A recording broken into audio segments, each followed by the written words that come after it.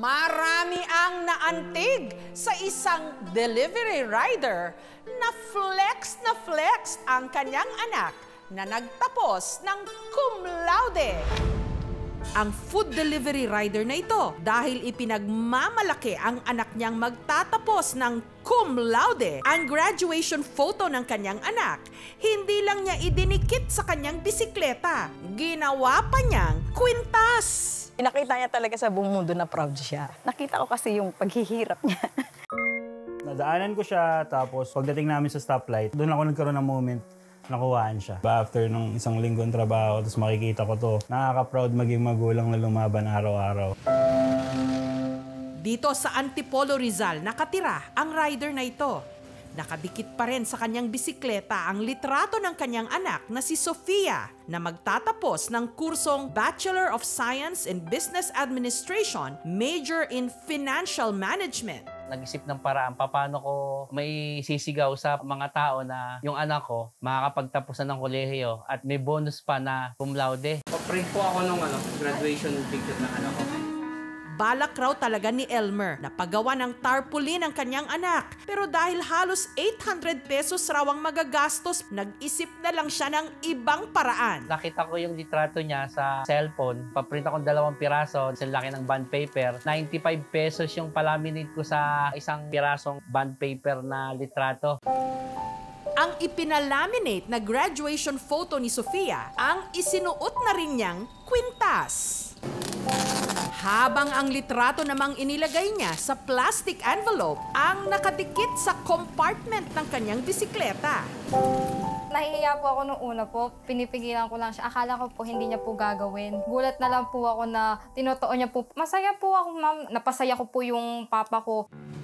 Dating OFW sa Saudi si Elmer, pero taong 2006, napilitan daw siyang bumalik ng Pilipinas para alagaan ang kanyang asawang si Sonia, na nooy na-diagnose na may cancer sa matres.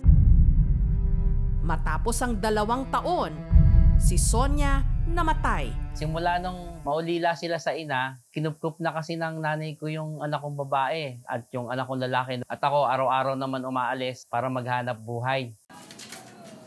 Pinasok ni Elmer ang pagiging food delivery rider. Araw-araw, pumapadyak siya ng halos 2 oras papuntang Ortigas kung saan siya maghihintay ng mga order.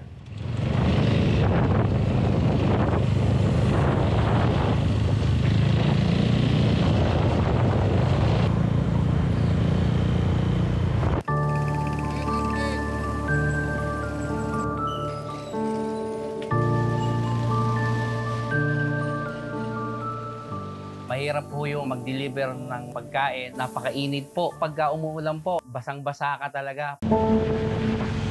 May mga pagkakataon din daw na sa halip na kumita, napapaabono pa siya tuwing nabibiktima ng fake booking. Wala po akong kinita dahil napang-abono dun sa scam. Masakit sa kalooban kasi nagbibisikleta ako eh. Literal na ang puhunan ko, dugo at pawis.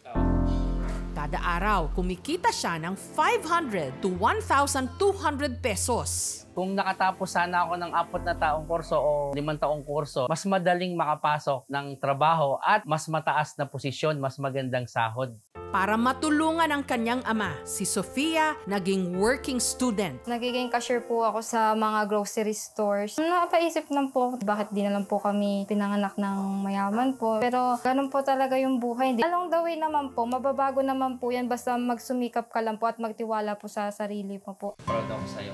Mabuti na lang at ang kanilang mga sakripisyo unti-unting nagbubunga. Bukod kasi sa graduating na sa kursong Mechanical Engineering, ang panganay ni Elmer na si Benji, gagraduate na nga rin ang bunso na si Sofia na cum laude pa. Malilesen na yung burden ni Papa sa pagpapaaral. Parang walang sapat na salita para maipaliwanag yung naramdamang kasiyahan. Sumusuntok ako sa hangin eh. Samantala, si Elmer, sinamahan ng aming team sa isang espesyalista. Yung madalas kong pag-ihi, hindi na ako komportable. Marami pong reasons kung bakit ihi ng ihi.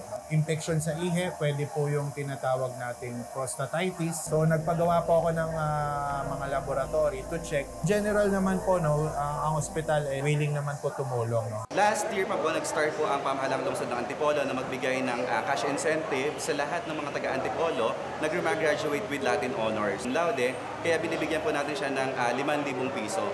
Magandang hapon po. Pagka-uwi, isa pang sorpresa ang naghihintay sa kanya. Napanood po namin yung video nyo, sir. Isang brand new e-bike na maaari niyang gamitin sa trabaho. Naantig po talaga yung puso namin. Perfect candidate po siya para bigyan po talaga ng e-bike po. Salamat ng madami, ma'am. Thank you very big. Napakalaking tulong po nito. Ang dapat ang edukasyon dito sa ating bansa ay maging accessible, hindi lang para sa mayaman, kundi para din sa mga mahirap. Kailangan siguro natin ngayon ay bigyan ng solusyon yung kahirapan. Nung recognition day nila Sofia, ang kanyang medalya, isinuot niya sa kanyang tatay Elmer. Si Papa po, my one and only hero. Si Papa po talaga naging inspirasyon sa lahat. Para magsipag po ako sa pag-aaral. Nagpapasalamat ako sa namayapa akong asawa. Nagpapasalamat po talaga ako. Sobra. Kasi po, sa totoo lang, marami akong pagkukulang sa asawa ko. Nawala siya maaga. Yung ginagawa ko, karaniwang ginagawa ng isang ama. Hindi dapat sa akin i-credit.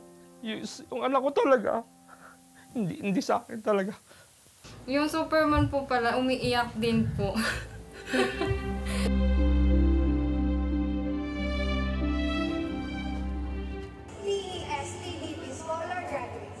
At dito ngang Miyerkules, ang pinakahinihintay na pagmarcha ni Sofia. Malanao, Sofia 8. Mabuhay! Si Elmer napatayo sa tuwa. Napakasaya. Kasiyahang ay hirap ipaliwanag ng mga salita. Pagkatapos ng graduation, uuwi lang kami dito. Bibili akong 2 manok para i-celebrate ng masarap at masaya yung graduation. Ang hindi alam ng mag-aama ay naghihintay sa kanilang sorpresa. Dahil sagot na namin ang kanilang graduation celebration lunch.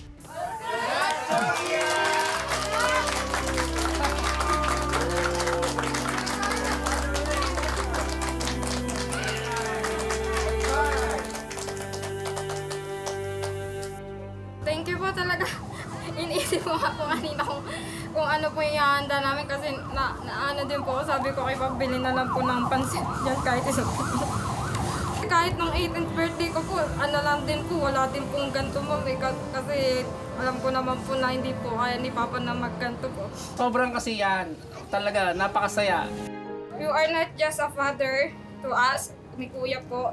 You also stand as our mother. That's why I want to thank you po for your hard work and sacrifices po. Words are not enough po to express how grateful I am to call you my father, but I will proudly say it po, Papa. Thank you po. Thank you.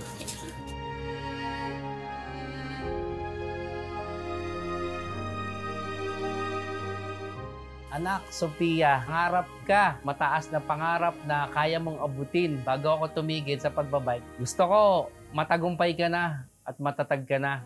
Sana ang bawat pagtatapos isa ring simula. Para ang higit na kararami nating mga kababayan makaahon at patuloy na magpapadyak sa laban ng buhay.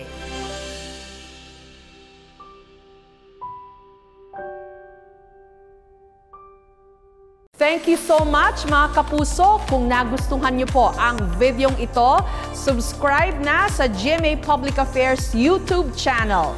Don't forget to hit the bell button for our latest updates.